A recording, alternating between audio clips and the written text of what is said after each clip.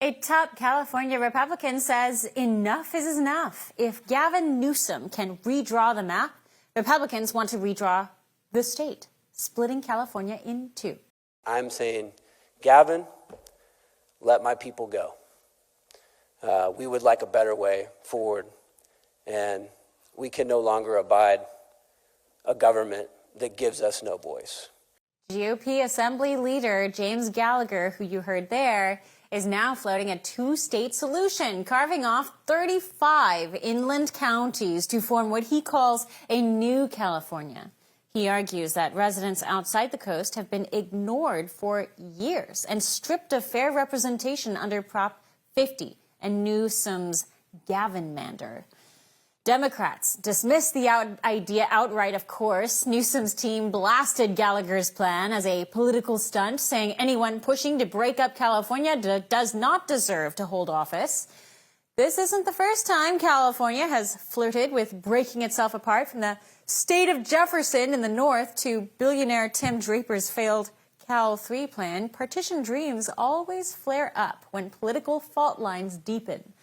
Gallagher's push, however, is very different. It comes in the middle of a live redistricting fight with congressional power on the line.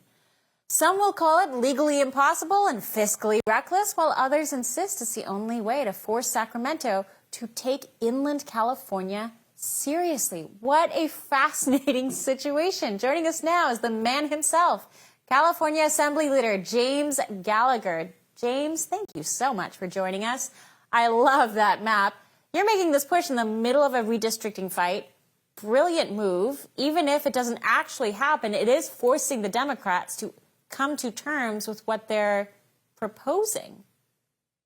Well, thank you, Chanel. It's good to be with you again. And yeah, I like that map a whole lot more than I like Gavin Newsom's maps, which he and the legislature are trying to push through and send to the voters on a very short time period, all with the design to deprive us of representation, the right to elect the leaders of our choice and to rig the system so that Democrats will be elected. I think they are worried about losing their power. As you know, in the last election out here, we picked up 2 seats.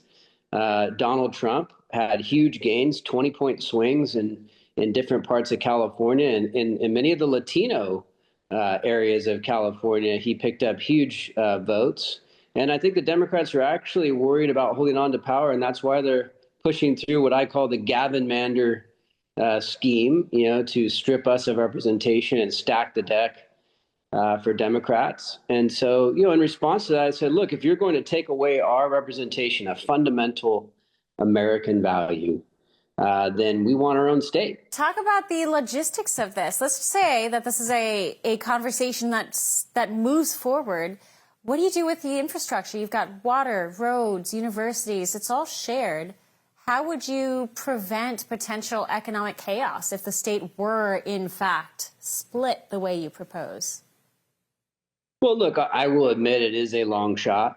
It's something that has rarely been done. But, like as we all know, we can go to other states. It's not like this is a hard border. We can go to, for example, to Reno or to Phoenix. We go into another state. We can, there's nothing about having a state line that means you can't, go to those places or still have shared resources or shared infrastructure.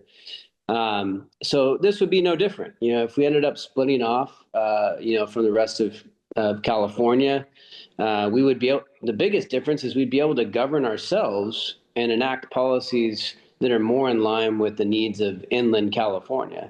I could tell you one big difference: our gas prices would be a whole lot lower. Wow.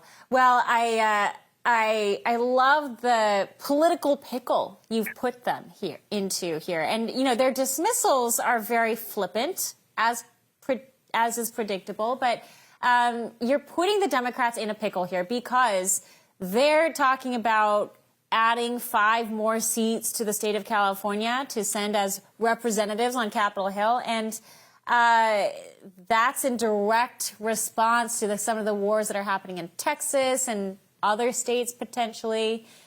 This seems like it's a fight that you can keep pushing so long as they push redistricting. Yeah, I mean, and the truth of the matter is, I mean, Gavin and the Democrats keep bringing up Texas.